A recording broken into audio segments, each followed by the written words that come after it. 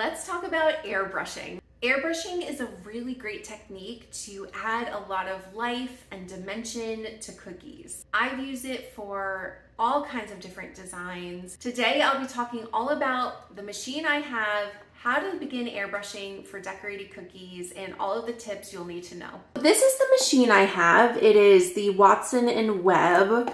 I think this has been a great machine. I really don't have any complaints about it. It's super easy to use.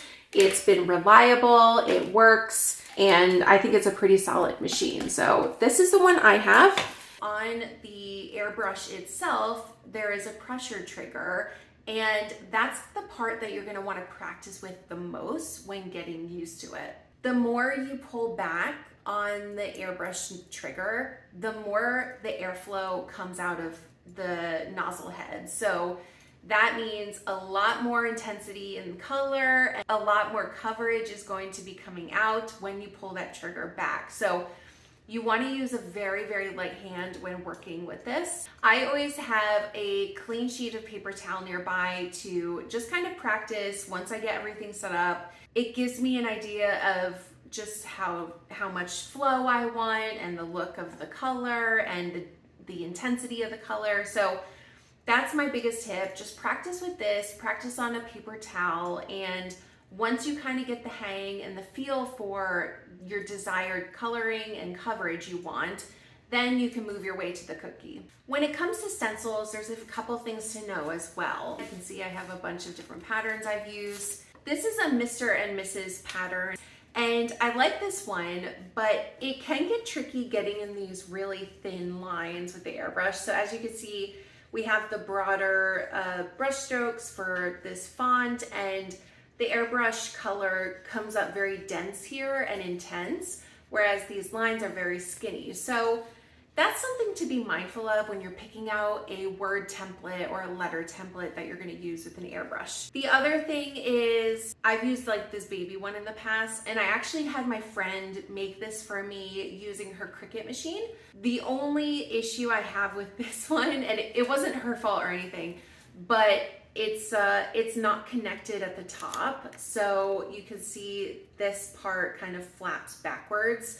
When you pull that trigger, it's going to blast out a burst of air along with the food coloring. So if you have anything that's just like lightly laying on the cookie, the airbrush will just blast that away because of the force that comes out of this. So just be mindful that you need to secure your stencils down onto the cookie.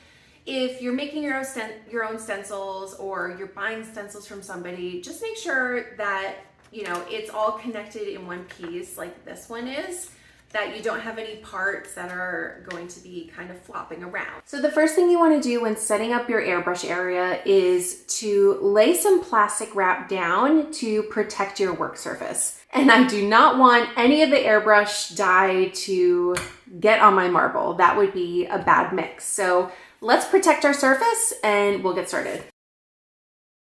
Okay, we're totally protected and there will be no staining happening today. Here's the airbrush pen. The tube is connected to the bottom here.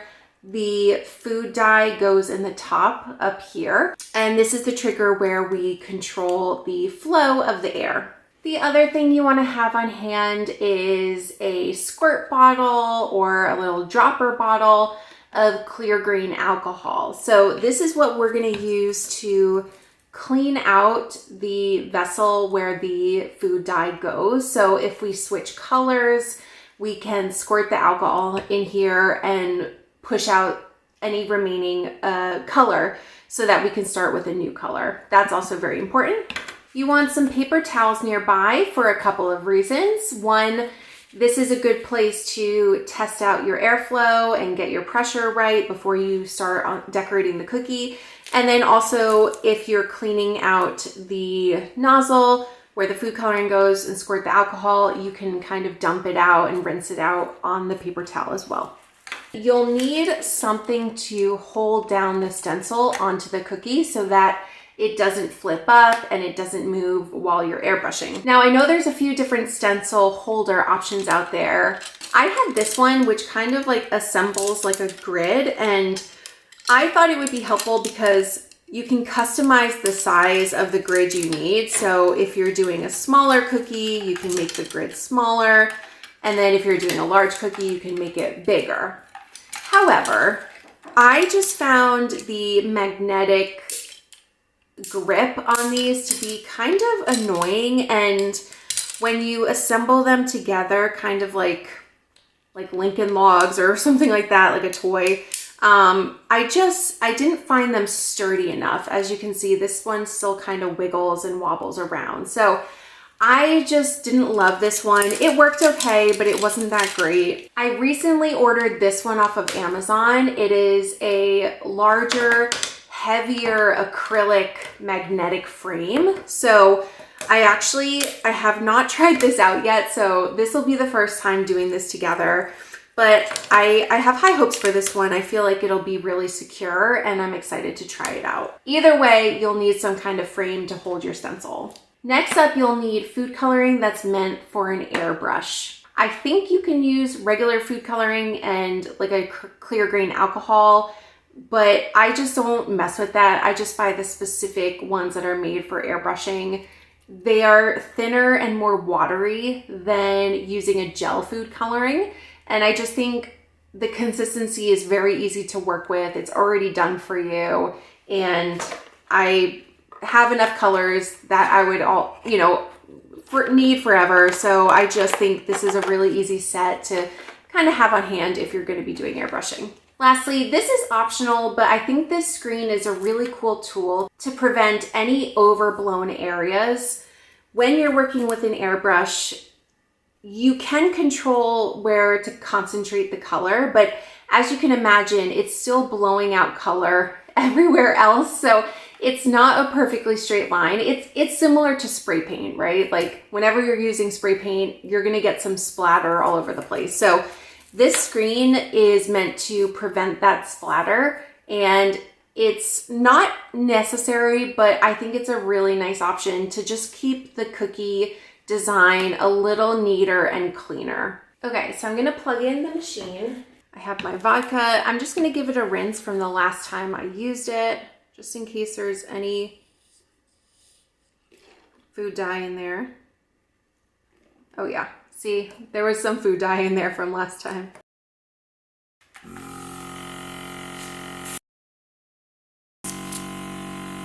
Okay, it looks like that should do it. There's very little color coming out now that I've kind of rinsed it, so it should be good to go for the next set. All right, so I have a new paper towel just to practice on. As we get set up here, we're gonna start with putting our stencil in a frame. You want to make sure you have a sturdy frame for the stencil to sit on. Otherwise, the stencil could move and it's going to wreck the entire look of your cookie. Let's do that. We'll put our stencil together here, nice and centered, like that. And we have our cookie. I have this beautiful dark blue navy cookie, and I'm going to airbrush the gold Mr. and Mrs. on it. Now, the first thing you want to do when kind of planning this out is make sure that your stencil will fit on the cookie. Many times if we're just using a pattern like this, it doesn't really matter, where it kind of goes. But when it comes to lettering, of course, we want to make sure that it will fit on the cookie. Now, this is a big stencil, so I chose the biggest cookie cutter I have, and it looks like I'll just make it. So that's good. For this design, I'm going to be using some gold shimmer airbrush paint, so I'm just going to give that a good shake. I'm going to put it at the top of my airbrush vessel here, just a few drops. And I'm going to turn the airbrush on. I think pretty much all units give you the option of doing high, medium, and low power, but I just like to use high power. I like to kind of keep that airflow steady and make sure that it's coming out, and I'll practice a little bit just to make sure the flow is fine, but I just usually use high power. All right, so I'm gonna practice on the paper towel here. And when you turn the machine on, there should be a steady flow of air coming out already. If it's not, the tip might be clogged. So you just kind of want to get that tip clean. All right, so I'm ready to go here. You can hold the airbrush pen upright, but you don't want to tilt it too vertically because you do have the food dye at the top here, and that can spill out onto your cookie. So you kind of want to hold it at an angle at all times, but you can kind of hold it above the area that you want to airbrush.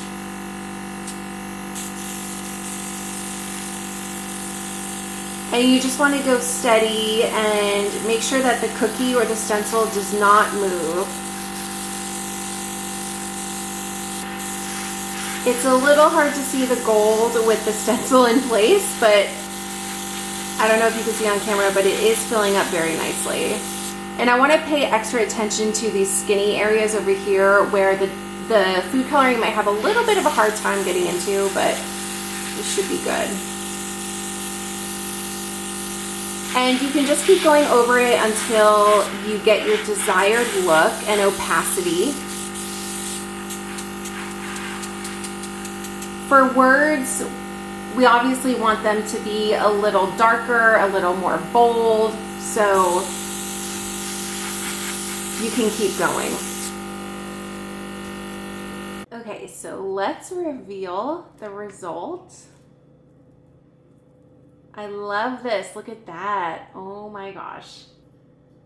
I think that came out gorgeous. It just made it in some areas, but we got the full writing on there. Here is our finished airbrush cookie with the words Mr. and Mrs. written on it. I think this came out so nice. It looks so elegant. I've used this before in cookie sets that I've sold to clients, and they love them. I think, you know, you could always like layer in other designs. You could add, you know, a couple of like leaves. You can even add piping, whatever you wanted to do in addition to these words. But I actually like the simplicity of this cookie as it is, so I'm not gonna add anything else. So I hope this video was helpful for you in learning how to airbrush. If you found this video helpful, give it a like, leave a comment, and make sure you subscribe. I've got even more sweet techniques coming your way.